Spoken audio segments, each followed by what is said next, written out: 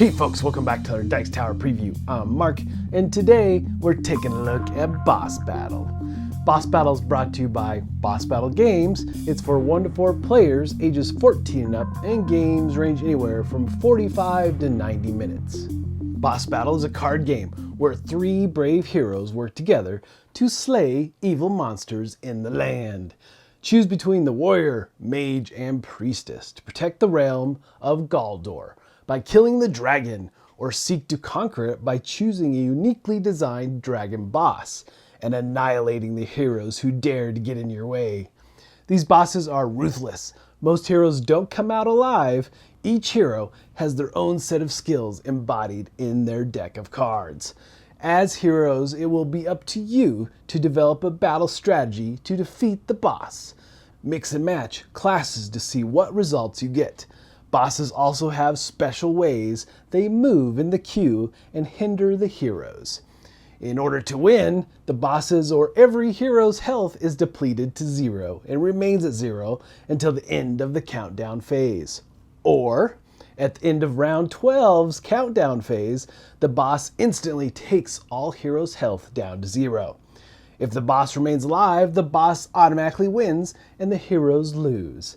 In either case, if at the end of the countdown phase both parties are at 0 health or lower, it will result in a tie game. To set up the game, you're going to take the main board and put it in the middle of the table. Now this board is very important because you'll see that you have the boss level side as well as the hero side. And you'll see that there's lanes along with slots for your cards. These slots have numbers on them. They're going to directly relate to the cards in your hand and showing you where those cards will come into play when they come out into the field of battle. Now there's a couple other boards. There's a turn tracker for both the heroes and the boss, as well as a round tracker, and then a boss level power area where you'll be keeping your tokens.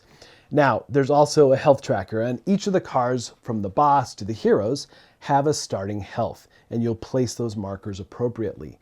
And there's a series of tokens. You have buff and debuff and power tokens and so forth for the different card actions that are going to be happening throughout the game.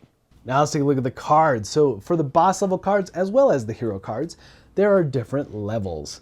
You'll see for the boss, level 1, 2, and 3, it's on the back of the cards. You'll take each of those and separate them out, shuffle them up, and you'll take your level 1 deck. You're going to draw from there. For the boss, based on his power level, will be the number of cards you're going to be starting in your hand, your base level. Now, there are some differences based on player count, and that may adjust your starting hand and so forth. But for the heroes, you look at their hero card, there's a special ability at the bottom. Well, I guess that's true for the boss as well. But on those cards, you'll see what your base hand size is. And you'll take a look at your deck of cards. You're looking for all the level 0 cards located at the bottom of the card. You'll separate those out first. And then you'll take your level 1 cards, shuffling them up and drawing 3 randomly. Now, these 3 cards, you're going to take a close look at them because you're only going to get to choose 2 of them. You'll choose 2 cards and shuffle them into your level 0 deck. This is your starting hand. Now, your other level cards, level 2 and so forth, are going to go off to the side until you level up your character, which you'll be repeating this process as you level up and so forth. So, you'll take that deck of cards and you'll draw up to your base hand size, placing your deck of cards below one of the lanes, getting ready to go into the field of battle. All right, so the main phases of the game. First, you're gonna have the draw phase, where you'll draw up to your base hand size. And then you'll have the placement phase. The boss and heroes take turns placing cards in the queue. And that's important to note that this board, the lanes here on the board, really are kind of a queue. You're queuing cards up, getting them ready to move through the rounds and move into the field of battle. All right. So then you have the special phase, and each of the cards have some special abilities for the different characters and the boss. If the conditions on the card are met, then you can activate those abilities.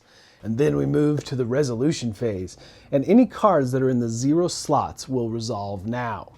Cards are resolved in order of card speed, so that's important to note that on each of the cards in the top right corner is their speed. So you got to keep that in mind as you're going up against the boss. His attacks might trigger first. So take a look at those numbers when you trigger their effects. And so cards are resolved in the order of card speed. First 5, then 4, and so on. Resolved cards are then discarded. And then we end with the countdown phase. You move all cards and tokens 1 slot forward, moving the round counter up. So that's the basics of a round. But to understand things a little bit more, let's take a closer look at the cards. In the middle of the card, the big thing you're looking for is the number. That number will dictate where it comes out into the queue, out on the board. So you got to keep that in mind first. But next to it, on the right of it, is the cost. Sometimes it doesn't cost you anything. However, you may have to discard a card to put it into play, or you may have to bump a card. And the heroes can decide to bump any one of their cards to put it into play. It doesn't have to be the current hero's card. So all that means is the card bumps back for you to put this one into play and so forth. And there may be a chain. So if you have multiple cards in that lane, then they're all gonna have to bump back. So keep that in mind as well. So those are the basics there for getting the card into play. But next to the number on the left of it is different icons. There's some different types of cards here, really. First, you have the resolution cards, and that's the green icon, and those are going to come into play and then be resolved in the resolution phase that we talked about earlier. And so this card's effect will only activate when you hit the resolution phase and when it's in the 0 slot position. And then you'll discard it immediately. Now let's take a look at active cards. This is the blue icon. The card will activate right away when it comes into the queue, and its effects remain active as long as the card is in the queue. Effects will stop after it is resolved or destroyed or bumped out of the queue. Now it's important to note that you'll turn this card sideways to indicate it is active. Now let's take a look at the field cards.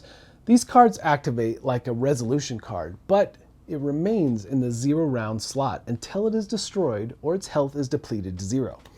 Now, this card can't be bumped back or doesn't move forward after activating. It can, however, be bumped back before it activates, so keep that in mind. And again, you'll turn this card sideways to indicate it is active. And then you have counter cards, and these don't get played into slots. Instead, they're going to be played as soon as the condition that it describes are met. And after effects have resolved, immediately discard. So you'll just be placing on the board, and they're going to be in response to something else happening in the game. Now in the top left of the card is your primary effect. Either it's going to be doing damage, or it might be a shield that's blocking damage, or heart that's going to heal. So those are your primary effects that the card is going to do. Now below that you could have a secondary effect, which might be a queuing effect, how things affect in the queue. It could cause you to discard or even draw cards, add tokens, doing debuff, or buffing up different cards and so forth. So there's lots of possibilities here as you put those cards into play. Now at the bottom of the card is the description. So as the cards activate and so forth, you're going to be adding bonuses to whatever you're doing and so forth. So you want to keep an eye on that description. It's very straightforward what it does, and it may override what the rulebook says, but you always follow the card like so many games. I really like that. But again, there's a lot of synergy to be created in this game as you learn how all the cards, and specifically how all the heroes really work together. Really interesting stuff there. And then the boss, right? So as you use the boss and you use the power tokens to level up and do more and more with him, he's really going to do bigger and terrible things to the heroes. So you really want to try to get him down in health as fast as possible, and really working together is key here. But maybe you want to be the overlord and just crush the heroes. There's a lot of fun in some of that back and forth for sure, absolutely. And then throughout the different rounds of the game, as you level up at round 4 and at round 7, adding bigger and better cards to your heroes as well. So you want to keep that in mind. And ultimately, your goal is to either destroy the heroes or, as the heroes, wipe out the boss. So getting down to 0 health is key in this game for sure. But ultimately, you hope to be the ultimate champion on the battlefield. All right, folks, just a reminder once again, this has been a Dice Tower paid preview, and everything you've seen here has been in prototype form. So keep a close eye on the campaign for any changes that still may occur. Now with that said, there is a lot of back and forth in this game. I love the artwork. They did an amazing job. And all the different powers of the heroes, I really enjoy, like I said, that synergy that creates. a lot of neat things. And I would love to see this game just get more and more expanded with more heroes and more bosses and all that. I think you can do a lot of neat things here. So there's also something to note is that there is a cooperative mode of the game as well, where the boss basically turns into an AI deck where you're all working against just the boss. And there's even some solo mode as well. So keep all that in mind for possible play in this game. And ultimately, folks, if this looks like a game that would be of interest to you, I'm sure they'd appreciate your support. So I think that's it for me, and until next time, we'll see you at the table.